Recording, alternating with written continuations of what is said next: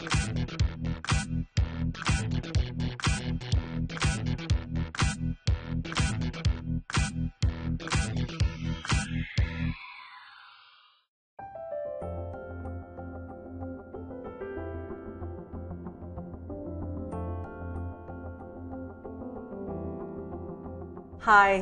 I'm Andrea Gertz, Senior Vice President of Strategic Initiatives at TELUS. I am also a mother, so the issue of internet and smartphone safety and security is very important to me. At TELUS, we recently launched TELUS Wise, a program to engage our customers and their families in a conversation about this important issue. As an organization, our commitment to TELUS Wise runs deep. It is another way we are making the future friendly for Canadians and putting our customers first. The program you are about to watch is the first in a series of TELUS Wise videos. Today, we are going to explore the topic of cyberbullying with Bill Belsey, a recognized expert in the field and founder of bullying.org. Bill will be addressing questions from Caroline, who is also a mother, as well as from 3 young students, Angela, Lachlan, and Shanae. Bill, there are so many definitions of cyberbullying. Can you help us understand it? Sure. People, when they talk about cyberbullying, unfortunately, they often end up talking about technology as the first issue. Cyberbullying is not about the cell phone or about the social network. Cyberbullying is like traditional forms of bullying, physical, verbal, psychological, and social. It's a relationship issue, and it's also about power and control. But there are a number of things that make cyberbullying quite different, and that's why I gave it its own definition years ago, and that is the repeated and intentional use of technologies, information technologies, that support deliberate and harmful uses, and the intention here is to harm others. And so there are lots of ways that cyberbullying is like traditional forms of bullying in that it's about power and control and relationships primarily, but there are a lot of other aspects of it that are quite different, and that's difficult for us as parents to get our heads around because we didn't grow up with this.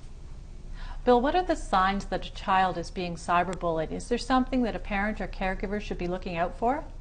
As a parent, you might see a child be very anxious, become more withdrawn. Maybe their grades might start slipping. Maybe they're not as socially outgoing as they once were. As a little bit of an aside, one of the things I highly recommend parents do is fight for that time each day to have that meal together at the dinner table with no technology present, where you look at each other in the eye and you listen, not just to the words, but you're listening, if you will, between the lines. So as parents, we would see those behaviors where our kids become more socially withdrawn.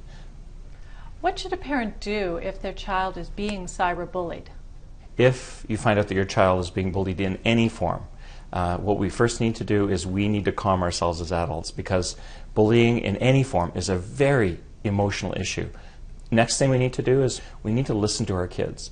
We need to have them know that we're there for them, we support them, we'll help them through this, whatever it takes, and that they're not alone in dealing with this. It's really, really important. It's about establishing a relationship of trust with your child.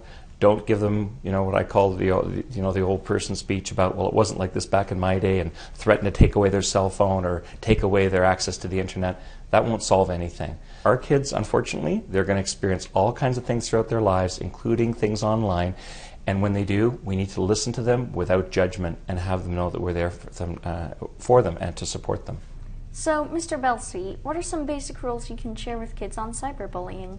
Well, I think, Lachlan, one thing every person, adults and kids, need to know is that what we say online, we can't take back. So that means we need to think before we click and know that what we say and do online has real-life implications for ourselves and for other people. The way I like to describe it is it's like making like a digital footprint. Every time you make a blog post, you upload a photo to Facebook, you share a text with a friend, understand that there's no such thing as a completely private message on the internet. Every time you're interacting, you want to put your best foot forward. For me, I'd like to make the very best, the most positive footprints that I can. So, Mr. Belsey, if I know someone that's being cyberbullied, should I ignore it or become friends with that person? Well, if you know somebody else who's being cyberbullied, what you want to do is, first of all, listen to them and know that you're there for them. It's really, really important. Most bullying of any kind it happens when kids are together. Nearly 90% of the time, bullying happens when kids are together and adults aren't around. So what you want to do is not be what I call a cyber bystander. You want to be an upstander. When kids stand up for others and befriend them, most bullying stops in less than 10 seconds. And I think by you being a friend and by listening, you don't have to fight the bully. That usually makes it worse. But what you want to do is support your friend and know that you're there for them. And often that's what it takes to begin to help deal with it in a really positive way. And you have the power to do that. So, Mr. Belsey, what are some of the biggest mistakes kids make online that can make them vulnerable to cyberbullying? Oh boy, there's lots. First of all, you really need to be careful about what information you share online. Things like your personal information, nobody has any business knowing that other than you, maybe your family, people that you're really close to. Unfortunately, there's lots of times when people put all kinds of personal information, where they live, where they go to school, their volleyball schedule, all that kind of stuff. They put it out there for the whole world to see. And I think you need to know that when you put stuff online, you don't really know who's going to see it. So I think that's a really important thing. I think sometimes too, when we're online, because we don't see the face of the person we're interacting with, sometimes we end up saying and doing things online that we wouldn't do normally. Technology is awesome. It's an amazing tool, but we have to respect it. I think as long as we respect it, we're going to be in great shape. Bill, can you recommend any resources for parents and caregivers and even kids to access to find out more about cyberbullying?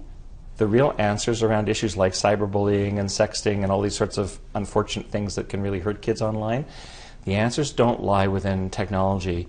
We as parents need to understand that most cyberbullying happens away from school. It happens on home computers and on cell phones. These are the most powerful communicative tools in the history of mankind. And I think we need to impart that respect to our kids. And we as parents need to become much more aware of and engaged in our kids' online activities. We need to have discussions with them. Like I said, at the dinner table, no technology at the table. Talk with them. And not just the words, but read between the lines, if you will, hear what they have to say. And I think that it's about relationships. And I think that establishing that relationship of trust with our kids is, I think, the absolute single most important thing we can do as a family. Bill, thank you so much for sharing your insights today with us. I know I've learned a lot. I hope the kids have too. Guys? Yes. Yes, we have. That's great, guys. That's awesome. Bring it in here. As you've heard, cyberbullying is an increasingly important issue and one that can impact us all. Our hope is that you use the information provided in this video to start or continue a dialogue with your family and friends about cyberbullying, what it is, and what to do about it. We look forward to presenting other topics related to internet and smartphone safety and security in future episodes. On behalf of TELUS, thank you for watching.